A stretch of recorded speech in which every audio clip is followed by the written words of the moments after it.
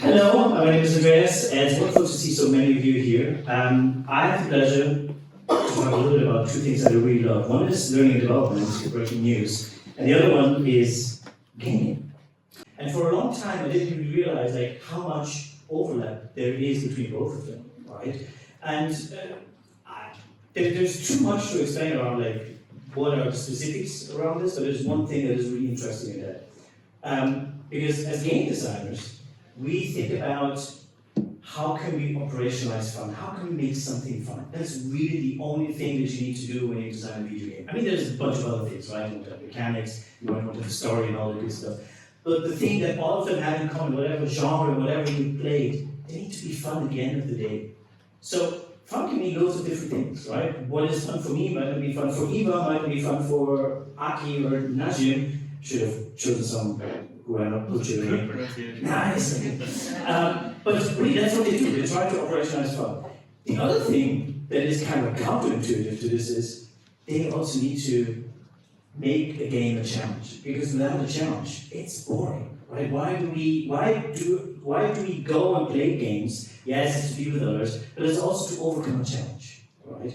And for me, these two, they're kind of at odds, right? How can be something fun and also be a challenge which you can possibly fail? How can we make the best out of that? And it might sound counterproductive, but they are very close together, right? In learning development, we maybe try to make something fun, but let's be honest, not everything is fun that people have to do anyways, right? I might say there's a bunch of stuff that isn't really fun, but we still have to do it. But how does a game designer approach this, right? They think about the challenge. They want us as gamers or people who are engaged with that to have fun, but also to be challenged. And some games, some genres are basically just that. They're just challenges. So fun for them is also how can something be a challenge, and how can we make an environment to be okay with failing? Because that's the next thing. If we have a challenge, people who interact with that, they will fail. And some of them brutally so, right? So the freedom to fail is something that I find super interesting in game design, but also really interesting when we think about learning development, right? Because we want people to fail too, because it's a part of learning. We don't always learn by just doing something and making it right. But game design, it's obviously a different context, but they're very close together. So my question, or my thinking really is okay, how can we create more freedom to fail within a video game, but also within maybe our L&D offerings?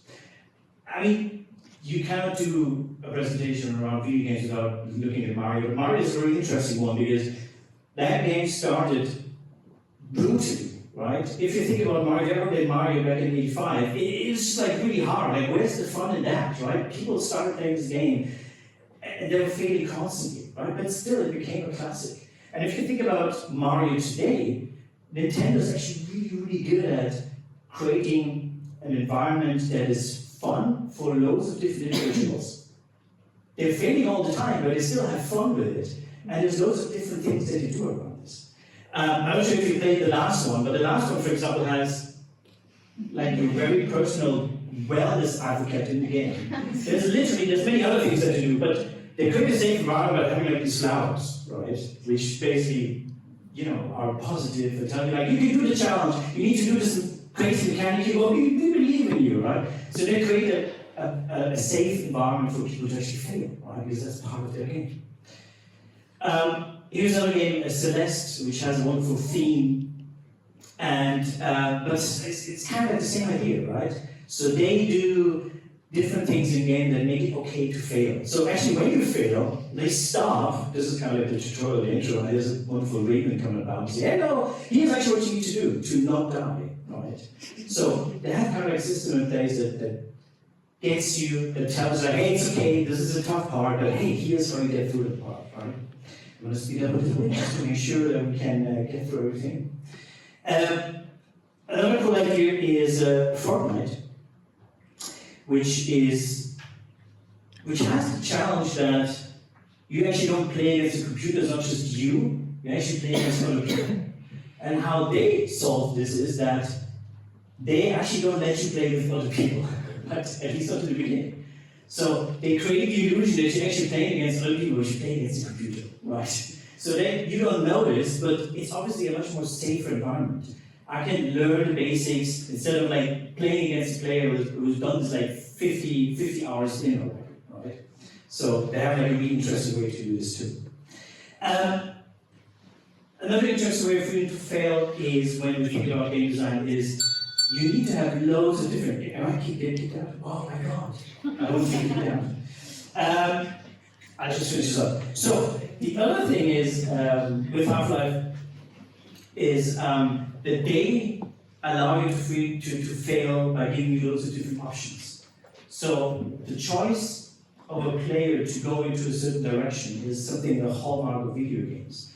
And they do that within the story, right? So this game has a really big story. And they give you the opportunity actually to choose something. I'm going to show you this, it will be too long. But they have really like a narrative around their game, around how they let you fail a situation. Which is nice, which is empowering to the gamer, and it doesn't really kind of like turn them off to continue playing the game. So, freedom to fail, important for video game design, but also important for us as learning and development and learning and development professionals. So hopefully, like this gets you a spark to think more about like how can we let people fail, because that's how they learn, but we do it in a good way, in a positive way that is uplifting and also helps them to learn from that experience. With that, I'm going to run off the stage.